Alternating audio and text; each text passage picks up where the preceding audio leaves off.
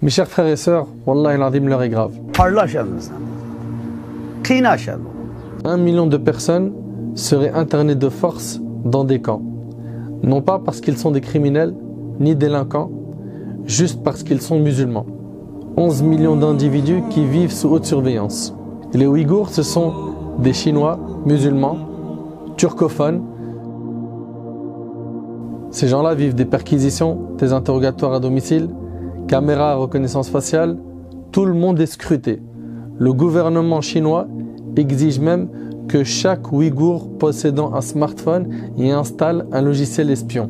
Objectif de Pékin, avoir le maximum de données sur leur vie privée.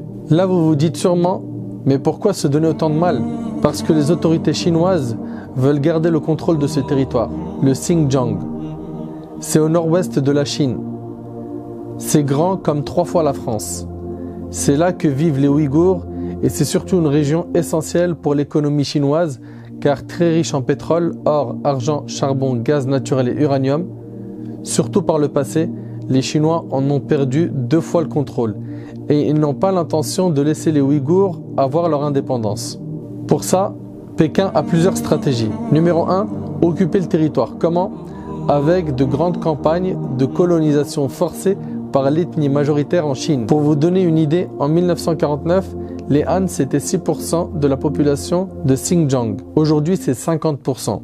Numéro 2, détruire l'identité musulmane et la culture ouïghour. Parler ouïghour est interdit dans les écoles. Étudier le Coran, jeûner pendant le Ramadan, porter la barbe longue ou donner un prénom musulman à son enfant aussi, c'est la prison ou plutôt le camp d'internement. Et que se passe-t-il dans ces camps? Apprentissage intensif de l'idéologie communiste, dénonciation des proches, torture, renonciation à l'islam. En Chine, on appelle ça de la rééducation, le tout sous couvert de la lutte antiterroriste. Ces mesures de prévention et de lutte contre le terrorisme et l'extrémisme religieux ont pour but la stabilité sociale et le bien-être de toutes les ethnies du Xinjiang. Nous avons rencontré un imam ouïghour. Parce qu'il refusait de suivre la ligne du parti, il a dû fuir la Chine clandestinement et s'est réfugié en Europe. Les autorités chinoises ont transformé les sourates du Coran pour qu'elles soient compatibles avec les principes communistes. À leurs yeux, notre religion doit légitimer leur politique. Pour y parvenir, les autorités chinoises n'ont pas hésité à modifier la traduction du livre saint. Seule l'édition du Coran validée par Pékin est autorisée en Chine. Quant à l'imam, s'il ne respecte pas les règles du Parti communiste, il perd immédiatement son travail, doit rembourser 5 années de salaire et finit en prison. Donc à travers cette vidéo, Barakallahu fikum, Ahbab al-Karam, j'aimerais 3 choses. La première chose, c'est que vous la partagiez à fond. Pourquoi? Pour faire connaître ce que vivent nos frères et nos sœurs en Chine. Je parle ici des Ouïghours. Ahbab al-Kiram, il faut impérativement à chaque fois qu'un peuple est éprouvé, qu'on fasse le nécessaire pour mettre les projecteurs dessus afin que les gens en soient informés. Et quand on est informé, on informe à notre tour. Donc la première chose qui t'est demandé, c'est de partager à fond cette vidéo. Il y a plein de musulmans qui ne savent pas qu'est-ce qui se passe là-bas. Et vous allez me dire, il y a d'autres peuples qui sont persécutés. Je demande à Allah subhanahu wa ta'ala de me donner la force de pouvoir donner les droits à chaque peuple persécuté et qu'on soit la cause de leur soutien. Par, on a dit, 1, le partage de l'information. Informer les gens, sensibiliser les gens. Deuxièmement, invoquer Allah tabarak wa ta'ala. Allah tabarak wa ta'ala, il a dit وَإِذَا سَأَلَكَ عِبَادِي عَنِّي فَإِنِّي قَرِيبٌ أُجِيبُ دَعْوَةَ الدَّاعِ إِذَا دَعَانِ. Lorsque mes serviteurs t'interrogent à mon sujet, je suis tout proche. J'exauce l'invocation de celui qui m'invoque quand il m'invoque. Donc lève les mains au ciel et implore Allah subhanahu wa ta'ala pour qu'il soulage nos frères et nos sœurs ouïghours. Vous imaginez un petit peu, aujourd'hui en 2018, on les met dans des camps parce qu'ils sont musulmans et on dit qu'on fait ça pour les rééduquer. Les rééduquer, ça c'est rééducation, ça. Ça c'est ce qu'on nous fait croire que c'est une rééducation. Alors que Masakin, ils vivent l'oppression, les tortures et j'en passe. Donc on a dit 1, partager l'info. 2, invoquer Allah subhanahu wa ta'ala. Surtout dans les moments où Allah subhanahu wa ta'ala il exauce les invocations. Les multiplier en prière. Et j'invite mes frères qui sont imams à se pencher sur cette question et à leur tour à être sensibles et à faire dua qunut al-nawazil. Dua qunut al-nawazil que le prophète sallallahu alayhi wa sallam a fait, et cela est relaté dans plusieurs hadiths authentiques.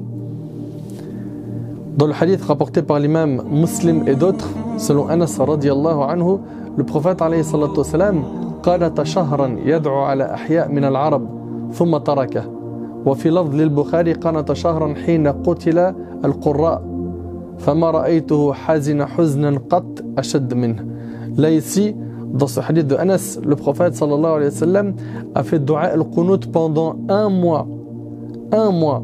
Et dans une version de l'imam al-Bukhari, il l'a fait lorsque les Qurra, ceux qui connaissaient le Coran, ont été assassinés.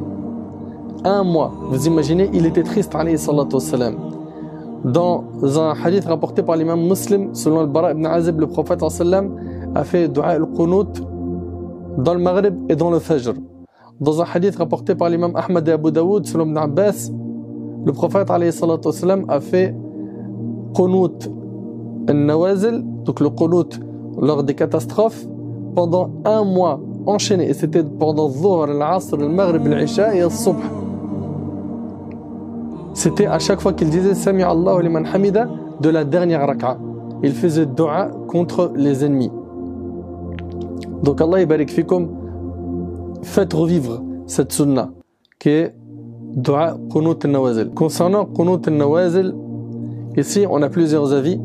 L'imam Malik rahimahullah, de son côté, le qunut ne se fait que pour la prière de subh, mais si c'est fait dans d'autres prières, cela n'est pas annulé. L'imam Abu Hanifa rahimahullah, il dit que ça se fait dans les prières à voix haute. L'imam Shafi'i et l'imam Ahmad se rejoignent plus ou moins dans leurs opinions en disant que ça se fait dans toutes les prières. Dans toutes les prières. Donc je résume en disant 1. On partage la vidéo. 2. On fait des invocations. On fait revivre dua qunut al-nawazil. Également, Allah yabarik fikum, celui et celle qui a une piste pour les aider fi sabilillah en donnant de son argent, qu'il le fasse. Et bien là, je vais vous laisser un lien d'une association qui vous permet de les aider, à nous d'être sensibles quand on voit nos frères et nos sœurs qui sont lésés, qui sont opprimés partout dans le monde. Le musulman sait que la Ummah entière représente un seul corps. C'est une partie du corps souffre, c'est tout le corps qui accourt à la fièvre et à la veille.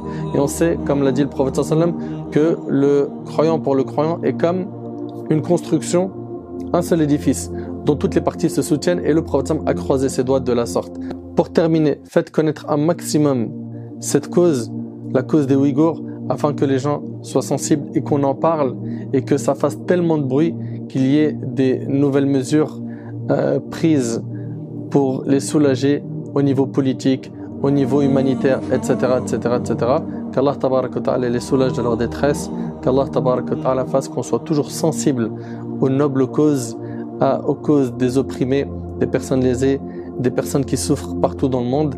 As'Allah subhanahu wa ta'ala أن ينصرهم وأن يثبتهم وأن يربط على قلوبهم. أسأله عز وجل أن ينفعني بما قلت وأن ينفعكم بما سمعتم. هذا والله أعلم. سبحانك اللهم وبحمدك أشهد أن لا إله إلا أنت أستغفرك وأتوب إليك. بارك الله فيكم. السلام عليكم ورحمة الله.